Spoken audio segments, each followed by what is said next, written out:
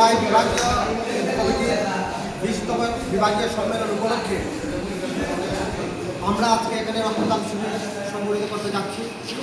আগামী 21 এবং 22 মার্চ 2026 20তম বিভাগীয় সম্মেলন আমাদের সুকান্ত ভট্টাচার্য নগর এবং আমাদের প্রয়াত কমরেড গৌরী পাল মঞ্চে আমরা সংগঠিত করতে যাচ্ছি।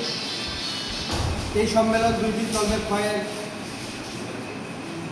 বিভিন্ন এলাকা থেকে সংগ্রামী প্রতিনিধিরা এই সম্মেলনে এসে হাজির হবেন।